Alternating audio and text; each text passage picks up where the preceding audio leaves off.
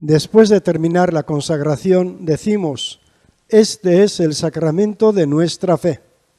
Y el pueblo responde: anunciamos tu muerte, proclamamos tu resurrección.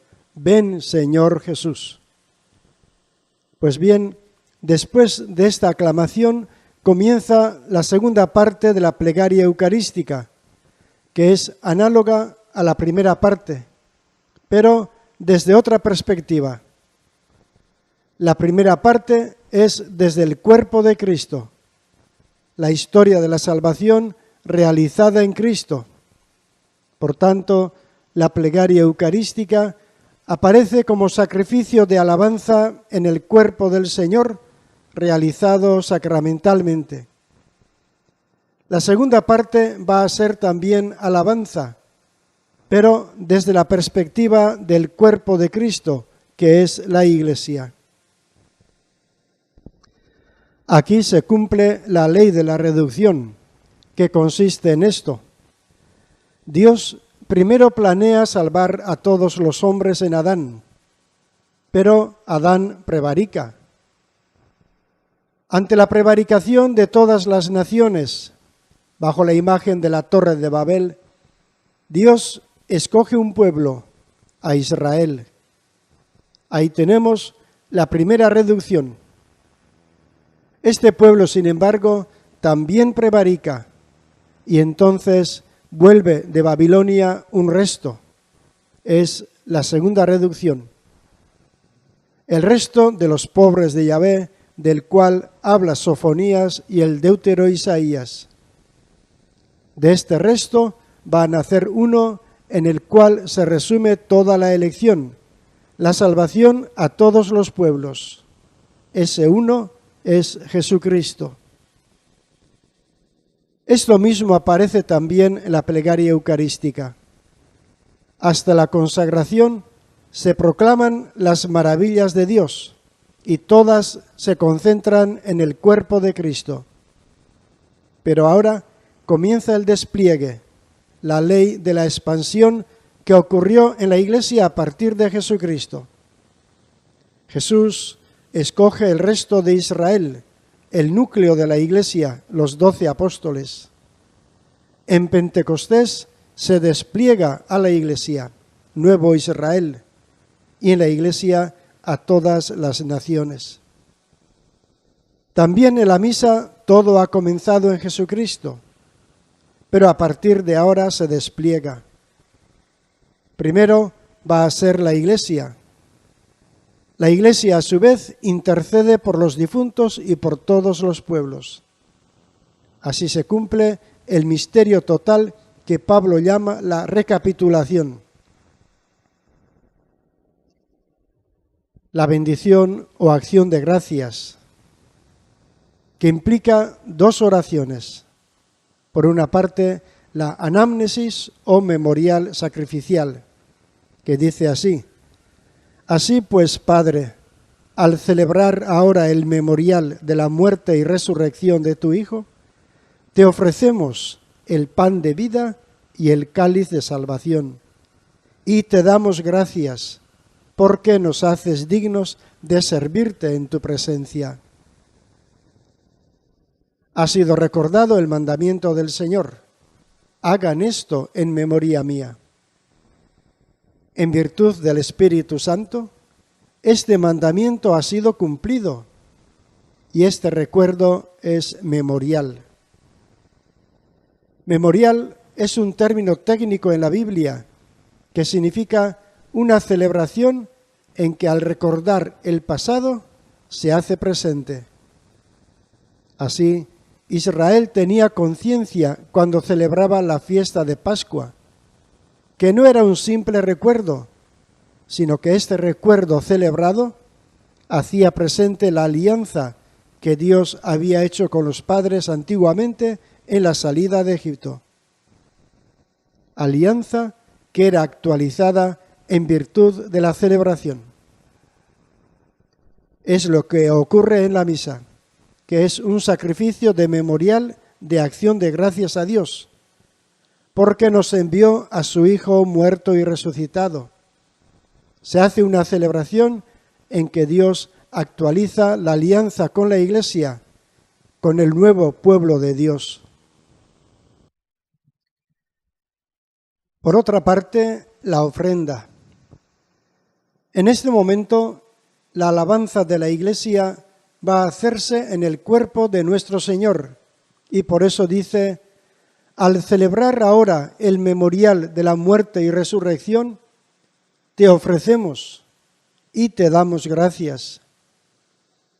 Aquí vemos los dos aspectos. La Iglesia ha recibido del Padre el don total, el don perfecto, que es Cristo. Y ahora la Iglesia, agradecida del don que acaba de recibir, devuelve al Padre este don. Pero esta ofrenda tiene forma de acción de gracias, de sacrificio agradable, porque la alabanza de la Iglesia es presentando a Dios el memorial que a Él le agrada, que es el cuerpo y la sangre de Jesucristo. Esto es posible porque Jesucristo se hace presente en la Eucaristía. Si no, todo sería un recuerdo, un sacrificio de alabanza en que la Iglesia recordaría el amor que Dios le ha tenido en el pasado. La teología maravillosa de la carta a los Hebreos nos dice que Jesucristo, como sumo sacerdote, ha entrado a la derecha del Padre, hasta el Santo de los Santos, como memorial eterno. Es decir, que Él, muerto y resucitado, se ha presentado a la derecha del Padre como víctima eterna. De manera que cuando el Padre contempla a su Hijo es memorial del sacrificio de la cruz, por el cual el Padre ha hecho definitivamente las paces con los hombres. La Iglesia, consciente de que Cristo resucitado está en medio de ella, ofrece al Padre en este mundo el mismo memorial que el Padre ve en el cielo.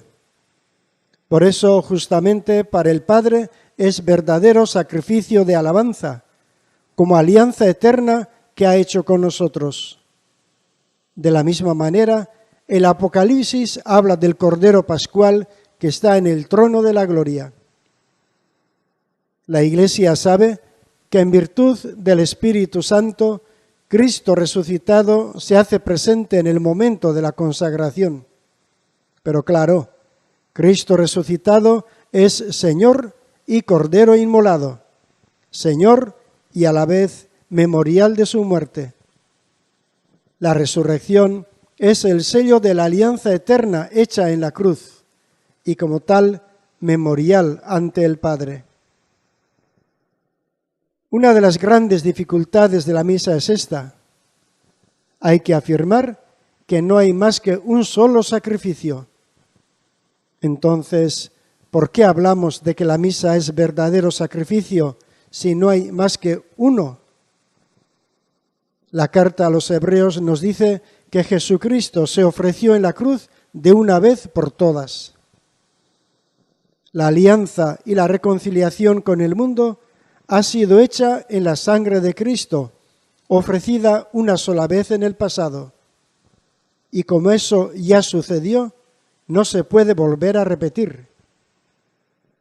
Por eso, no es exacto decir que la misa es repetición del Calvario.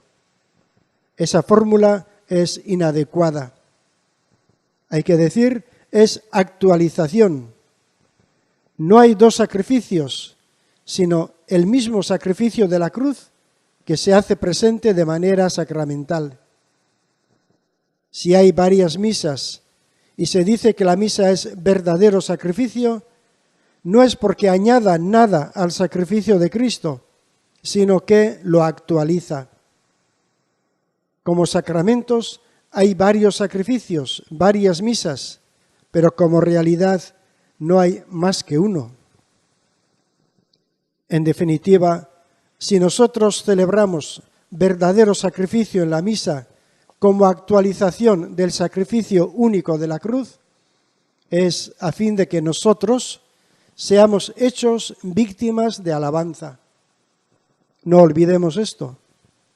La misa no tiene sentido si no es para hacer que nosotros, como pueblo sacerdotal, podamos ofrecernos al Padre y así se cumpla el misterio total de Cristo, cabeza y miembros. ¿Por qué?